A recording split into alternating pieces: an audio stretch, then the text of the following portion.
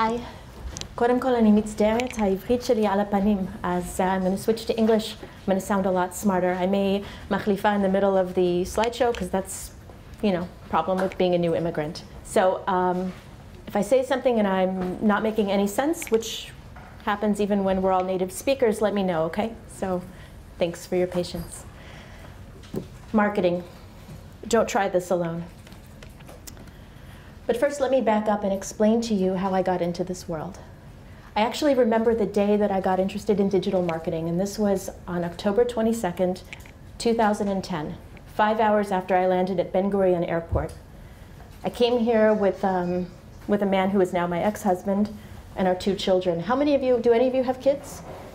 Okay, so if you have kids, you know that the first few years of raising children is a complete and total freak show. They don't sleep, they're sick all the time, it's a complete nightmare. So now throw in that with living in a new country. And you think my Hebrew's bad now? You should have seen it 3 years ago. Oh my God, I knew how to say like shalom, מה נשמע, איפה השירותים, כמה זה עולה, אבל אני אמרתי את זה במבטא, like ממש, אני לא, like, מבטא אמריקאית, יותר ממה שאתם שומעים עכשיו, תאמינו לי. It sucked. It sucked so hard coming to this country and knowing nobody and feeling lost, completely out of place, beginning to raise my children in another language. And I started to blog. I was writing for a parenting site called Feller. It's a Jewish parenting site based out of New York, and they're spread all over the globe. And while I was doing that, I began to realize the power in using social media to promote your blog. And more importantly, the power of social media to actually build a community around your online writing identity, to make friends with people that you never meet in real life. Maybe sometimes you do meet them in real life, but figuring out a way to bridge these divides between different worlds. And this was something that was so inherently critical to me during that first year living in a foreign country, feeling, wow, על הפנים, ממש, like, what the fuck's going on, you know, not needing to reach out to an online community. And so that's how I got into this world. And now I write for these sites. Feller, the parenting site, Huffington Post, Jezebel, I've been on NPR, and of course, Times of Israel. And through all of this, through building that online community, I've managed to, you know, create an identity in this country and realize the importance of community building, which is what I'm here to talk to you about. How many, you all have apps, right? Is that what's, raise your, throw out some, what are you guys doing? What are your apps on? What kind of apps? Anyone? Like Shabbat apps. Nobody's going to talk about it. Okay, it's very quiet, all right. I don't care if you have an app that is so, you know, a photography app, or if you're looking to promote something that's so technically specific, you got to build a community around it. Trust me. And this is how we do that. First of all, how many of you have websites? Okay, why am I only saying half? Everyone should have a website. If you want to market something, you have to have a website, because you need a home base. You need a home base for this community, for people to come and find you, because if you don't have a digital footprint, then it's like if a tree falls in the forest, then you don't exist. So please, if there's only one thing that you take away from this whole entire presentation, register a domain. Set it up with social media icons so people can find you. We're in an era now where people are going to expect that, and if they don't see it, then they're going to dismiss you, and it sucks, and it's not fair, but it's the reality that we're living in right now. Okay, so for those of you who have a website, how many of you actually have a blog connected to the website? Okay, we got to see more hands. If I ever come back here and do the same presentation with the same group, I want to see all of your hands up, because you cannot have a thriving, dynamic online presence. You can't even begin to think about building community until you have a blog. Now, it doesn't have to be a blog specifically about what you are promoting.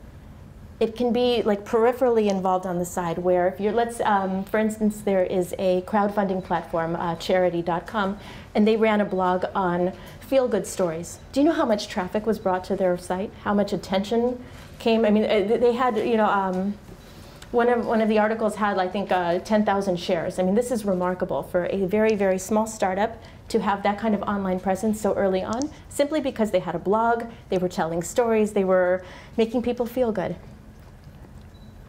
Okay. Now, how many of you hate writing? Like, with a passion, like never want to write a blog in your entire life? Okay. All right, so that's why we have bloggers. For two reasons. One, because bloggers, that's what they do, they know how to write. And two, bloggers have this sort of sick narcissistic need to be, and I'm speaking for myself here, so we have a need to be read, okay? So when you find a blogger to actually integrate with your website and create content on your website, then half of your marketing strategy is already taken care of. Okay, so here's the Oxford Dictionary definition of a blogger. It's a person who has a personal website or web page on which they record their opinions, links to other sites on a regular basis. And this is the most boring bullshit definition of a blogger in the entire universe. So read that and forget it, because this is what a blogger really is. It's a term used to describe anyone with enough time or narcissism to document every tedious bit of minutia filling their uneventful life. Hi. Bloggers want community. We want to be read. We want to reach out to the widest audience possible to make connections for whatever reason. I mean, our therapists can deal with that on another, you know, on another day, but we're using the internet as a platform. We want to be read, and that's why you need people like us involved. Because after all, you know, if you just want to write in your diary and shove it under your bed, that's fine, but you're not going to be a blogger.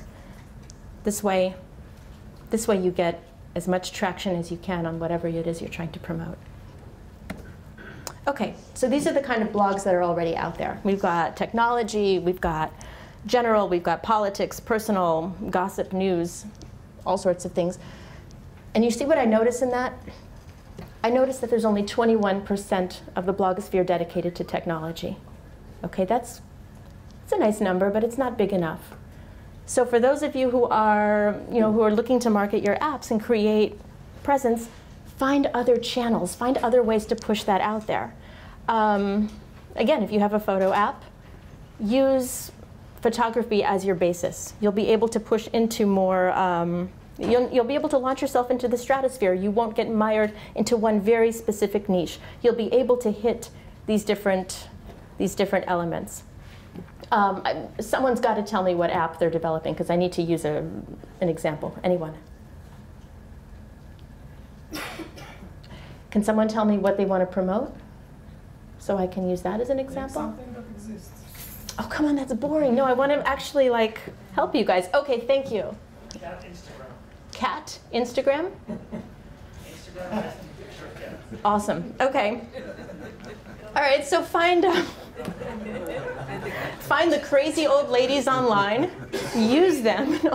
No, but seriously, you can hit up sites like Jezebel. You can hit up National Geographic, for God's sake. I mean, using that, find different ways to leverage it besides just the technology side or besides just the photography side. Think about building a community based on what you're already doing and find ways to push it out into different directions. Okay, that's critical. It's so critical, because otherwise you're limiting yourself, you're limiting your audience to this very narrow niche, and nothing's ever going to get done. Okay, so if you're writing a blog, or if you have a blogger who's writing a blog, this is a very sad truism.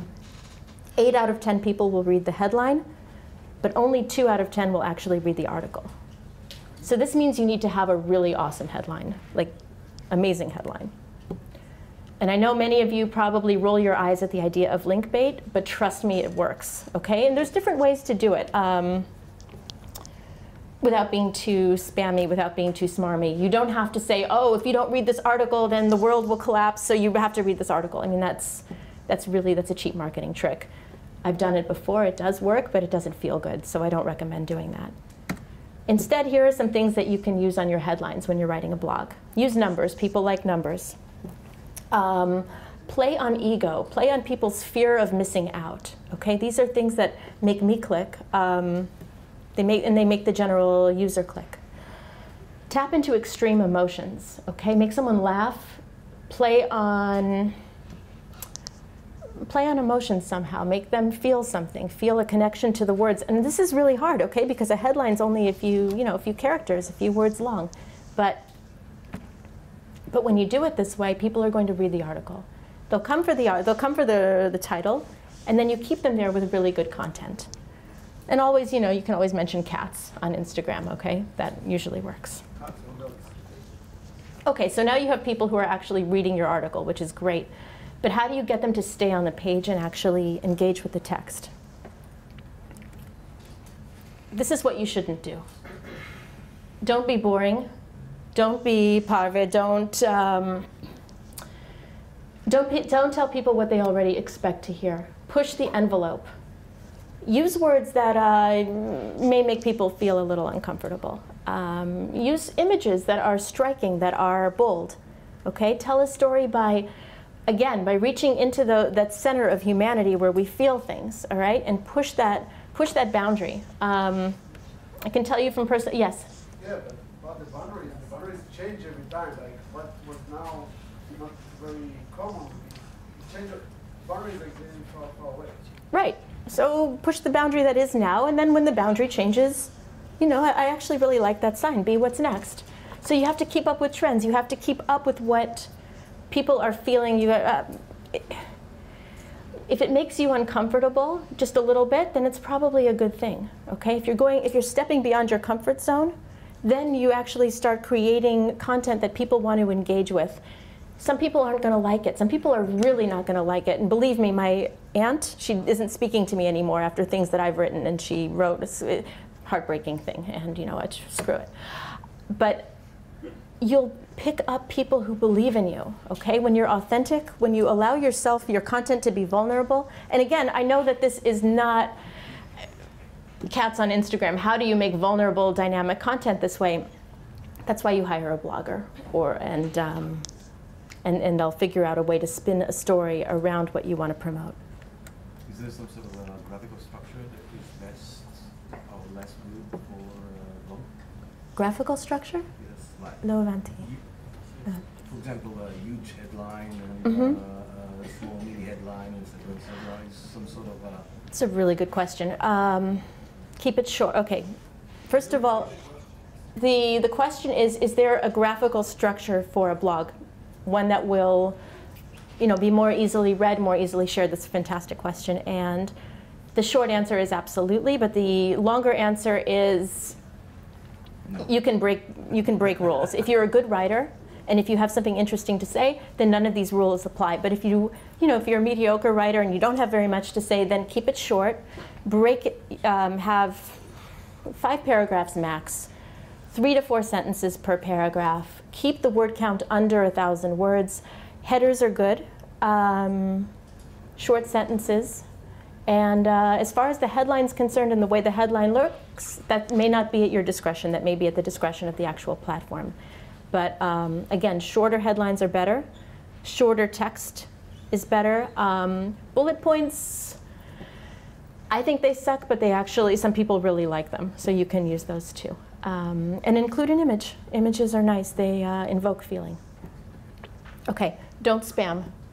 And this is actually more applicable once you're using social media. But in terms of the blogging platform, don't be obvious that you're promoting your app. I mean, obviously you're promoting something, because otherwise why would you have a blog unless you're complete narcissist who wants to just share their story with the world. But if you're using it for marketing purposes, don't overdo it. 1 post a day is fine, and even then that's pushing it. 2 to 3 times a week is great. And again, write about things beyond what you're trying to sell, okay? Because you're trying to build a community here. You're trying to create interest in what you're doing in a way that makes it organic when people start sharing your content and responding to what you're doing. Oh, we already saw that. Okay, again, invoke feelings. If you make people smile, if you can make people laugh, even if you can make someone feel sad and respond to you as the writer or respond to whoever you have writing, then you create that connection and people will keep coming back to your blog. And again, I know this is challenging because this is tech. And I know that tech, it's not as, it's not as easy to do this as when you're writing about parenting or living in another country or, you know, relationship issues or politics, because tech, just from its pure stereotype, is more cerebral, okay? But find a way to turn it around. If you have an app that betters humanity in some way, awesome, write about that. Have someone share their story of how their life was changed based on what you're trying to sell. And once you're able to do that, then again, you have people who will keep coming back for more content, and will keep coming back when you're promoting content that's just, you know, a download or an event and something that's not touching. But if you can hook them once, you've got a follower. It's amazing when that happens. Okay, and be original. Say things differently. Look at what else is out there online. Go the opposite direction. If people are writing top 10 lists about, you know, in a way that's connected to what you're doing, don't do a top 10 list. Do a personal story. If it's all about personal stories, then do a top 10 list. Stand out. But at the same time, be yourself too. I know that's like the most confusing advice ever. Be different, but also be you, okay? Because people can smell when someone's being phony.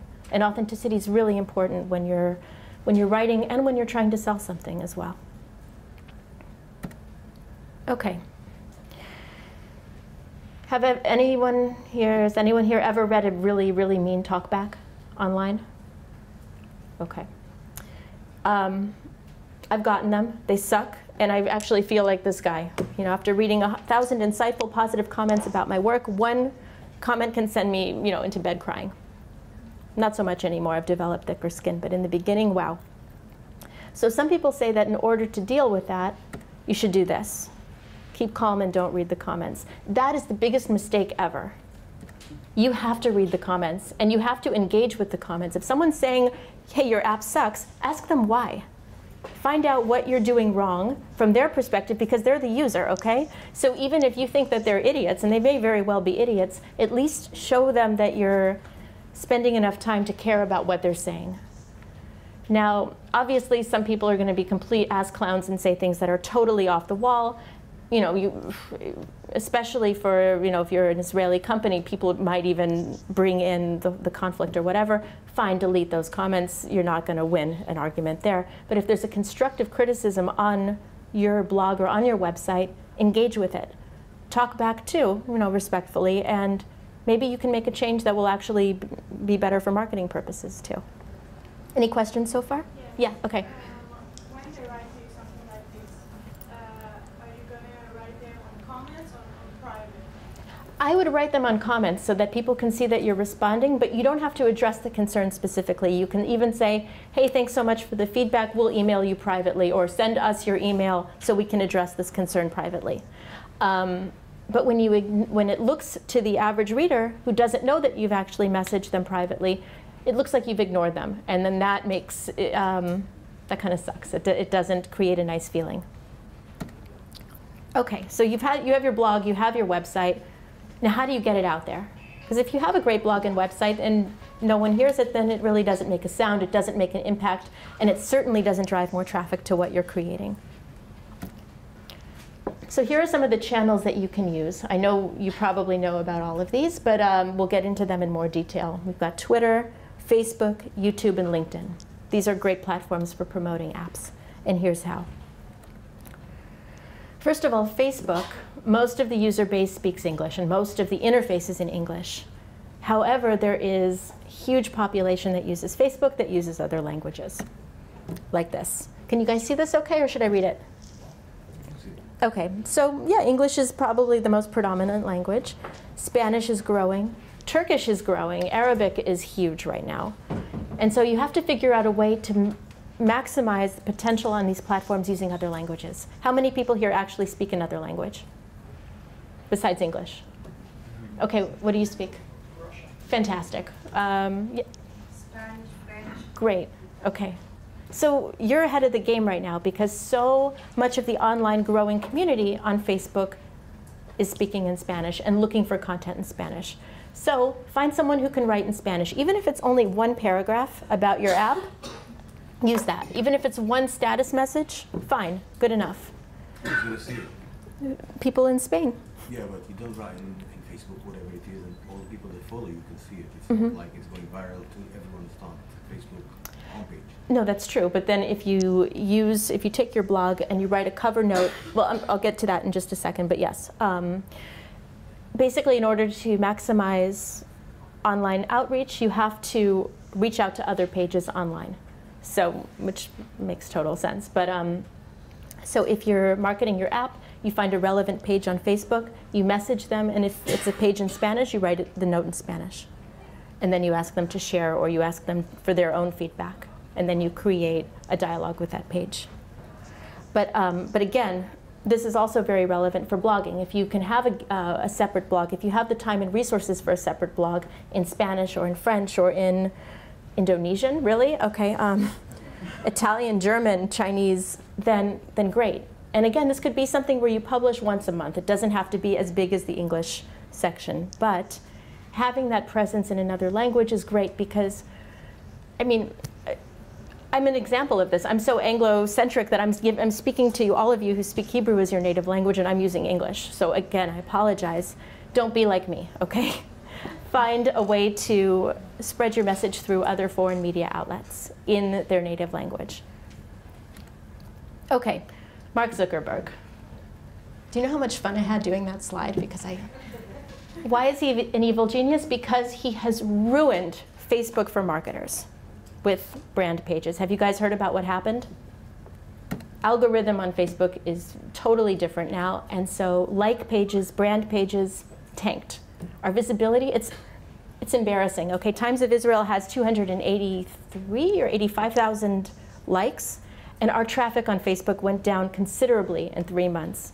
You know, we used to get huge reach with every post, and now we're still getting a really good reach because we have really good numbers, but compared to what we had even, you know, back in December, it's depressing.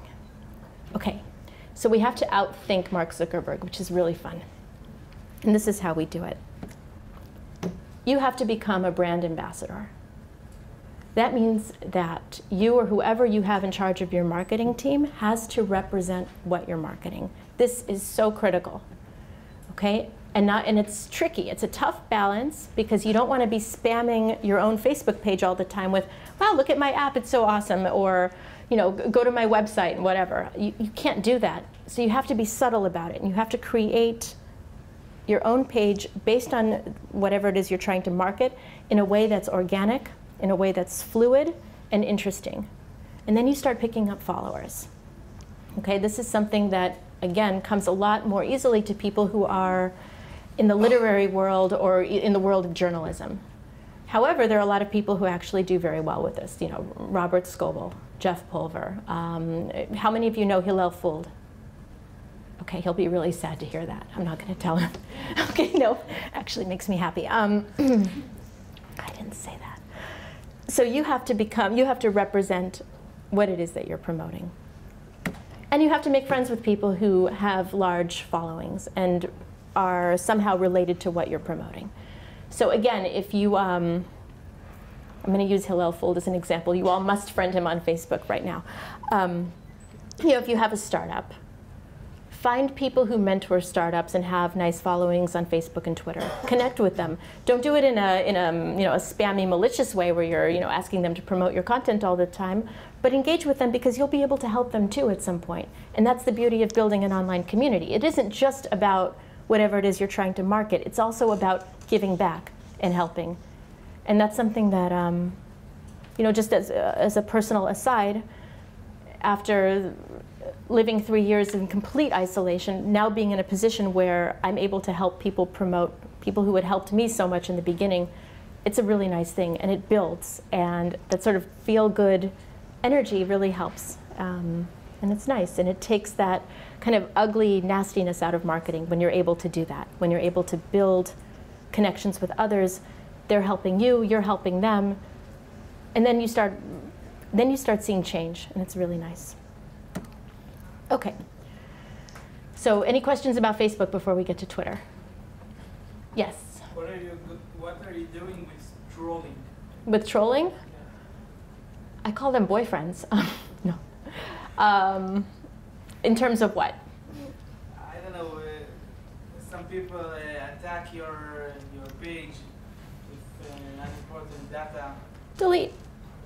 Delete it. You mean spamming then, not okay, because trolling, the way I think of trolling is it's a little different, where someone goes after you maliciously and says really horrible things about you, kind of stalks you online every time you comment on something. Oh, there they are, and they're leaving a really nasty comment. That can happen too. I mean that. Okay. So if you feel like they're actually like bullying in some way, delete them and block them. I mean, if they're giving constructive feedback, engage. Say, okay, you didn't like this part of my app. Let me see how I can change it. If I can change it, if maybe you're wrong, maybe I'm wrong, you can have that conversation. But if they're really just mean, delete them and block them, okay? And even consider reporting them to Facebook, because if they're doing it to you, they're going to do it to someone else. Any other questions about Facebook? No? Okay. Okay, Twitter. Twitter is another great platform that you can use to brand yourself. Twitter's growing, actually. The statistics I see seem to indicate that Twitter will overtake Facebook in terms of relevance, especially in the world of journalism and tech. And that's important for all of us. These are people who have done an amazing job branding themselves on Twitter. This is iJustine. She shares her videos. She's adorable. She's creative. She's funny. She's current. And she's created a whole brand around her online presence. Same with Robert Scoble. He's known as being critical. He's innovative. This guy, he represents a side of e-commerce that it's interesting and dynamic. He's innovative. He's multidisciplinary. This is actually a very, very, very critical point. When you're being your own brand ambassador and you're representing whatever it is that you're trying to market, be more than just what you're trying to market. So find a way to pull in different fields. Okay, so cats on Instagram. Be a cat ambassador, be an Instagram ambassador. Okay, I'm being a little facetious here, but what I mean by that is figure out a way to be more than just the app, but still keep it real in terms of what you're trying to promote in the first place. So this is less relevant, but I'll give you an example of how I'm doing it. I write about Israel, I write about the conflict, I write about my kids. And so on Facebook, I share photos of my children. I share photos of Israel. I go into you know, Jerusalem. I go even sometimes further east, take pictures and I share that. And I share statuses about parenting. So I combine these things along with whatever article I'm trying to promote, and through that, I'm building a community on my own page based on these ideas, even though they seem so unrelated. I mean, what is going to, you know, the old city have to do with raising kids? Well, I try to find a way to make it work. And by doing that, I brought in different audiences. And so that's what Gary's done. He's brought in people who are interested in tech. He's brought in people who are interested in wine. That's his shtick. So find a way to do that as well. And then you get these different audiences coming together, and you build out the community in a very broad way. Okay, this is Hillel Fold. So follow him on Twitter. He's lovely. He's a mentor for startups. He's very innovative, and he will call you out on your bullshit. So his big thing, and this is something that's worth mentioning, and I should have mentioned back with Facebook, on what not to do, is don't hit up your friends and say, like my page. You got to give people a reason to like your page. You have to keep your Facebook page, your identity, interesting so that people will follow you willingly. Not because you're asking them to, not because you're bribing them with a gold star or whatever, but because they actually care about what you're saying. And again, that's tricky, because so often we get stuck looking at the details of what we're doing, and we forget about how to broaden the picture into something that will be compelling to a wide audience. And that's the challenge that you all are facing. Okay, and Jeff Pulver. Who here knows Jeff? Yay, okay, Jeff's great. And again, his brand is on motivation. If you're following his weight loss story, it's very cool. It has nothing to do with tech, and yet he has managed to double his audience because of these stories. Because he's sharing his own personal, vulnerable journey about going from being very, very unhealthy to very healthy. And people respond to that. People start following that. And then when he's promoting something, you know, tech-related, they're going to see that as well, and they're going to feel that personal connection with him, and then they're going to want to be part of that as, you know. So that's important. Okay.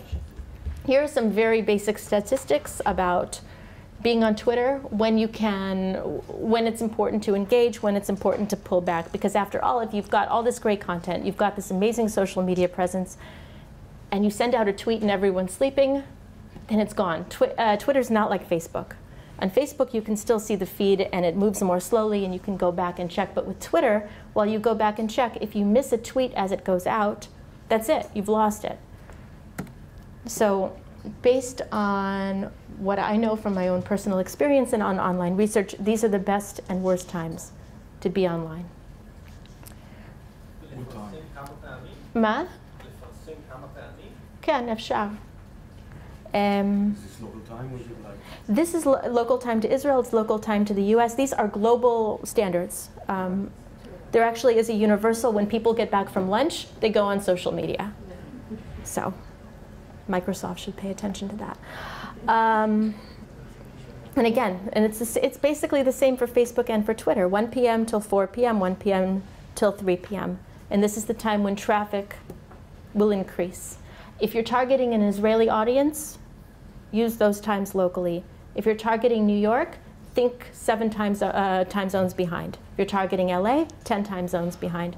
And I can tell you, just, I mean, it's true. Like when we put out an article on Times of Israel at 4 p.m., at 2 p.m. LA time, our traffic spikes, and it's really cool to see how the reach increases. So I think these numbers are very accurate, and I think that they're pretty true across the globe. Okay, but again, just like we talked about Facebook in English and Facebook in other languages, the same holds true for Twitter. And Twitter is growing in a lot of other languages, and these are the top countries that appear to be using the platform. Sure, the United States, the English-speaking world, is the most predominant, but Spain is growing, Brazil, Germany, India, Indonesia, Japan. Again, if you speak Indonesian, apparently you'll do very well on Facebook and on Twitter. Holland, it's not listed here, but Holland is also growing. It's one of the top countries. So anyone here speak Dutch? No? Okay, me neither. So, again, finding a way to send out tweets in other languages, finding people on Twitter who are from these other countries who are somehow related to what you're trying to promote, it's really great. Building these relationships online, very helpful. Unlike Facebook, though, Twitter is a different animal. Twitter's less personal. I mean, you're limited in your character size. You have only 140 characters to get your message across, and that's even less if you're promoting a picture. So you have to be more strategic about it. You have to find the people that you want to influence, and you have less breathing room to do that. So you've got to hit them hard, but in a way where it's not, hey, check out my app. Because if you do that, it's all over, and people don't like that, because that's spam, and it's dirty, and it's nasty. But if you start engaging with them in an organic way, if they say something that you find interesting and you write back, then you start that conversation, and they're more inclined to follow you. And it's even better if you can do it in their native language. Okay, YouTube also is a great way to promote your app. I'm not going to get too into it right now because I know, Morad, how are we doing on time? Okay. And Bekitsur, showcase your app, okay? Pictures speak more than words in many cases. And when you show your app in action and you show how awesome it is and how innovative it is through YouTube, then you can build a community around that on YouTube. And don't just do one video, do many videos. How many of you have YouTube channels? Are you using them? What's your experience with it? I post a video of my dog. I have my app is a free mobile app that offers mutualized dog walking and pet sitting. Cool. And so I posted a video for a happy holiday, and you see my dog is running and happy. Nice. Okay, so that's great, and you're doing exactly what you should be doing, because you're promoting your app, but you're also promoting something beyond that, which is that feeling of people like dogs. They're almost as popular as cats on YouTube. So great job. Anyone else have a YouTube channel, and how are you using it? Okay. I just got to say I'm so grateful there was no YouTube when I was in the university. But it's a great tool. And if you can use it, what's your name? Eliav. Eliav? Okay, if you can use it the way he's using it, then it's fantastic. When someone search the name Bediuk. Exactly. It increases your ranking on Google. Yeah. And again, we are such a visual society that we want to see this. And to see that in action, but also to see the way that it affects, dogs in this case, it's very cool. So keep that up. Okay, so LinkedIn. How many of you are on LinkedIn? Okay, that's like more people than are on Facebook. That's awesome. Great. So LinkedIn is a fantastic way to promote, although it's a little bit tricky, because when you post, a blog on LinkedIn, not very many people see it unless they're lurking on LinkedIn the way that many of us are on Facebook. So creating groups or being part of groups that are related to what you're trying to promote, it's very useful. And you can create a community that way too. And these are people who are already in the mindset to be pitched to or to connect and network from a work perspective. It's not Facebook where people are sharing photos of their kids or sharing that they had ice cream, oh joy, we all needed to know that. But LinkedIn, people are already in that mindset, so it may be easier in some ways to reach out to people who are in a position to help you and you are in a position to help as well. Because again, it's reciprocal. Marketing's not just one way. If you can offer a way to pay it back, pay it forward in some respect, then you'll create that community all the more. Okay. So now we're going to talk about how to actually promote your content to other sites. These are great sites that will help drive traffic to your own website and to what you're doing. Does anyone here know how to crack Reddit? Has anyone heard of Reddit? Okay, Reddit, I'm still trying to figure out how the hell to crack Reddit. So if anyone here knows how to do that, talk to me, because I know it's important, I know it's amazing, and it can mean the difference between 200 hits and 20,000 hits on your website. But actually figuring out how to do it, how to get lucky enough to be seen at the right time, it's kind of magical. It's like the holy grail of internet community building marketing. And then there are other sites, Gawker, BuzzFeed, StumbleUpon, Gizmodo. These are all great ways and great places to be featured. However, this is the holy grail, right? This is why we're actually here. We would love having TechCrunch write about your site or your app or whatever it is you're doing. That's it. That's, so many downloads. That's so much traffic. And has anyone ever been written up by TechCrunch? No? Okay. Me neither. Not yet. This is someone that you can pitch. Okay, write down her information. She's on Twitter, she's on Facebook, she's accessible, and from everything I've heard, she's responsive as well. Give you guys a second to do that. And her Twitter handle is Sarah in Tampa. So if you're looking to create conversation online on Twitter, that's where she is. She's lovely from what I've heard. Will she write about? Tech. Just tech? I think she covers many things, but also apps is one of them. But she's got an interesting, light, fun, conversational style. People read her, people respond to her, and even if she doesn't write about you, if she retweets something that you've tweeted her, it's great, it's awesome. Okay, The Verge. Did everyone get her information? We're cool? Okay. So The Verge is another site, also tech, cutting edge, fun, kind of outside of the box. And here's Josh's contact information. He's editor-in-chief of The Verge. He likes creepy movies, okay? So if any of you have movie apps, like apps that relate to movies in some way, find a way to be creepy with him. I don't know. But again, he's also, pictures of cats. Yeah, creepy pictures of cats I think will do really well for The Verge. But again, he's also accessible, and he'll respond to you on Twitter. He might retweet you. He might even write about you. The Next Web, another great site. And this is Martin's contact information. He says yes a lot. That's That's great. That's exactly what marketers want to hear. So pitch him. And again, he doesn't list his email. He does. No, he doesn't list his email here. So find him on Twitter and start the conversation there. Recode. This, I think, used to be All Things D. And she's great, too.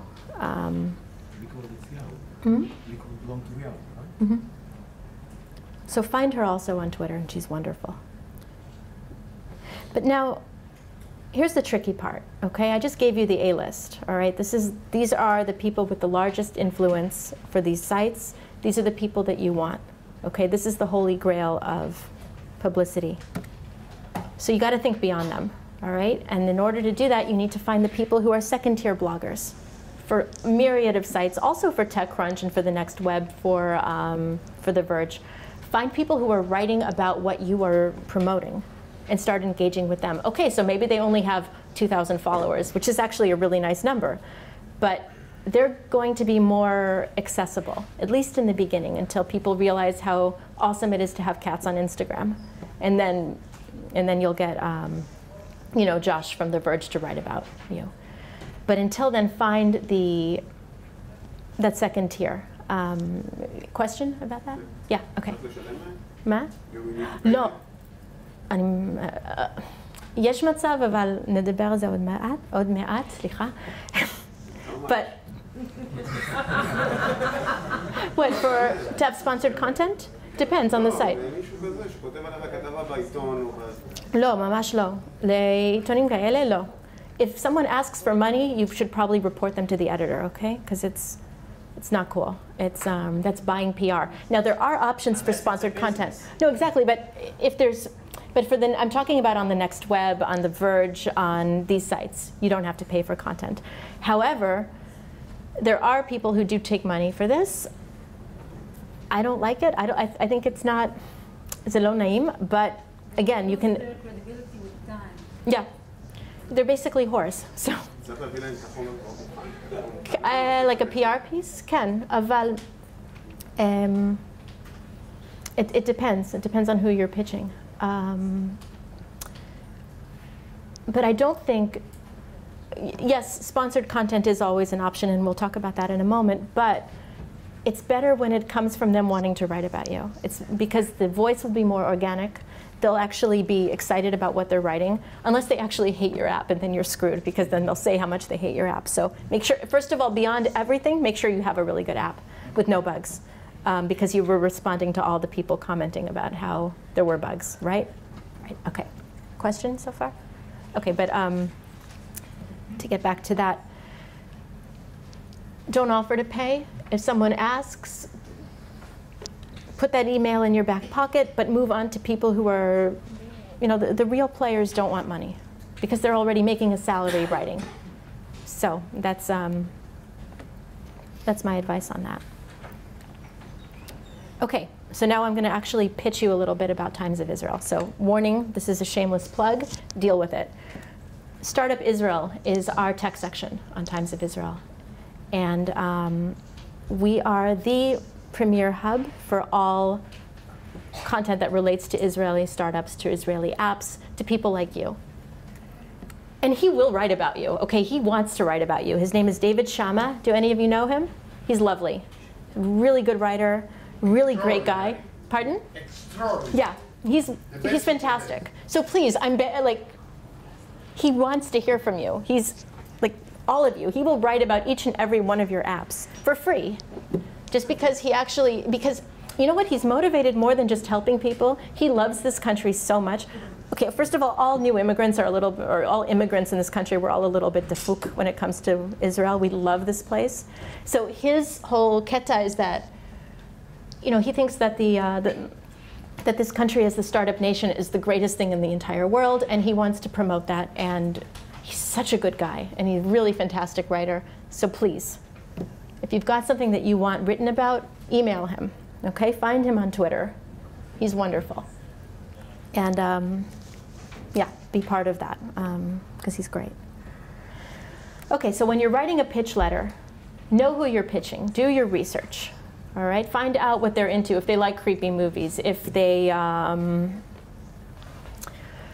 if they've written a new article that's relevant. So know what you're doing, otherwise you're going to sound like a complete, you know, dumbass. Also know what their gender is, okay? Like don't refer to them as a man when they're actually a woman and vice versa. That's happened because some names are very neutral. Terry, Pat, Randy, these are all names that you might not know, you know, what body parts they have. It's important to know that because if you refer to them in any masculine or feminine pronoun that's wrong, it's really embarrassing.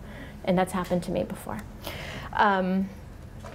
So again, know who they are, know where they write for. Don't assume that they're gonna actually read your letter unless you tailor it specifically to them.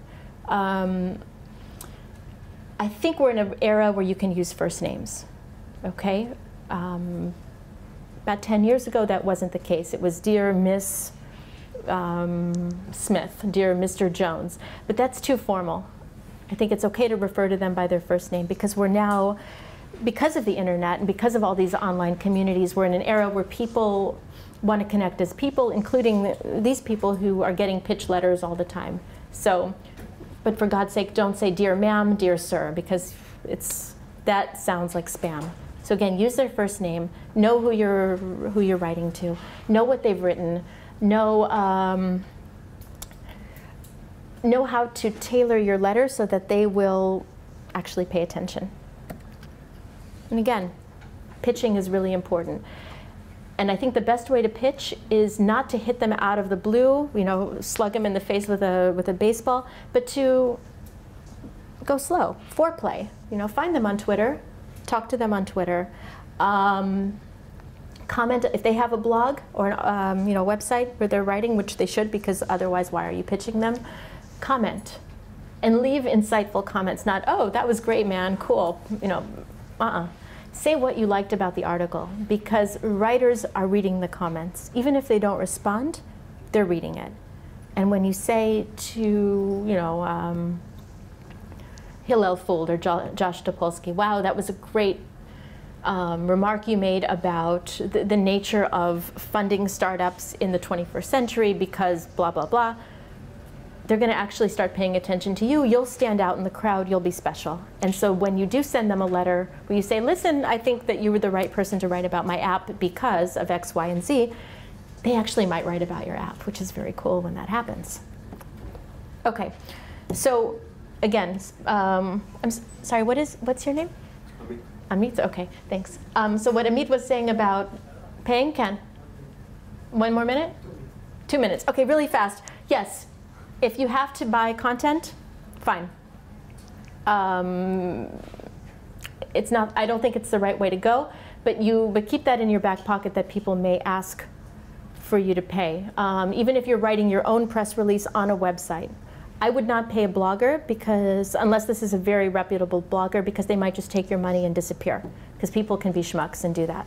But if you're actually paying for advertising space on a site, that's a little bit more legit. And actually, Times of Israel does that. We have a section called Spotlight where we promote sponsored content.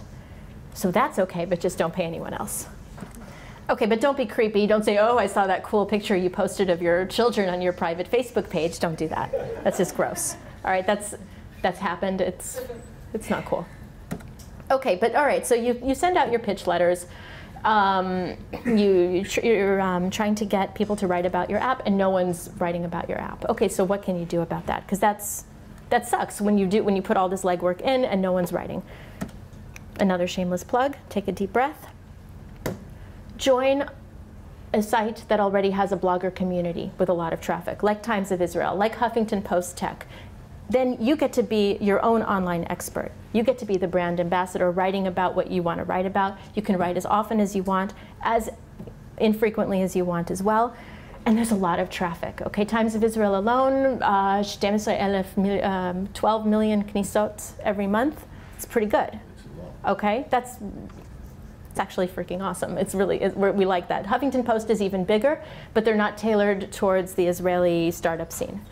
So again, also Geek Time. I think you might actually be able to blog for Geek Time, and they're very cool. Even though they're Times of Israel's competition for the tech stuff, I can say Yaniv is a great guy, and That's another avenue you can explore. So again, open up your own blog, write about what you want to write about. Yeah. So build a, okay, we're almost done, Morad. But again, let me go back really quickly. But really, this, I cannot stress this enough. If you are having no luck with people writing PR pieces for you, write them yourself and get them published, get them pushed out. You'll get a lot of traffic that way. You'll maximize your own visibility. You can still have your own blog on your website. That's all well and good. But this way you're syndicating, and really, like, your traffic is going to increase. So, b'kitzur, this is what you want to do if you want to create dynamic online presence. Build a community around your brand. Be different. Use social media creatively and effectively. Reach out to online influencers. Be an online influencer by having a blog on a large platform. And when all else fails, just go with that and you'll be fine. Your app will go viral. Thanks. Okay. האינטרנט מגיע לכולנו.